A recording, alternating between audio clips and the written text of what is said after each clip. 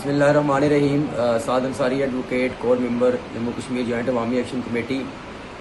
जैसा कि आप सबके इल्म में है कि हुकूमत पाकिस्तान की जानिब से Jammu Kashmir joint Awami action committee को बाज़ाब्ता मुज़ाकरात की दावत दी गई है, जिसका हम खैर मकदम भी करते हैं। हमने हमेशा बामानी और रसूली मुज़ाकरात के लिए हमेशा Jammu Kashmir joint Awami action committee ने अपने दरवाज़े खुले रखे, लेकिन साथ ही उसी वक्त के दौरान ही एक और नोटिफिकेशन जो आया, जो इस्लामाबाद पुलिस की जो नफरी है उसकी तैनाती के हवाले से या उसकी मूवमेंट के हवाले से कि 2000 जो नोटिफिकेशन जारी हुआ था उस पर अमल दरामद करते हुए जो नफरी इस्लामाबाद पुलिस की आज़ाद कश्मीर में आ रही है।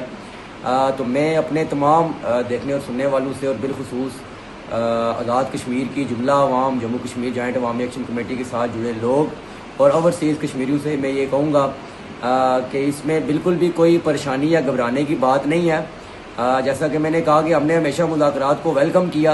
हम बैठेंगे मुज़ाकरात के अंदर, और अगर ये मुज़ाकरात बामानी, असूली और अमल दरामद के हवाले से होते हैं तो तमाम चीज़ें अवाम के सामने आएंगी।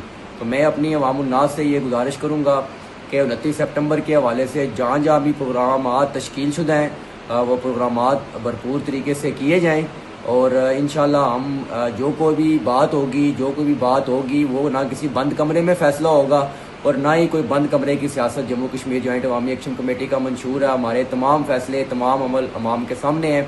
मैं अवामुन्नास से फिर ये अपील करूँगा और अपने ओवरसीज़ कश्मीरियों से कि जिस तरह आप हमारी पुष्ट पनाही कर रहे हैं इस रियासत के अंदर बसने वाले लोगों के, मजलूमों की और मेहनत कशों की, इसी तरह हमें ये उम्मीद है कि इस तहरीक को इंशाल्लाह हम अपने चार्टर ऑफ डिमांड पर अमल दरामद तक ये मूवमेंट जो है वो जारी रहेगी। शुक्रिया।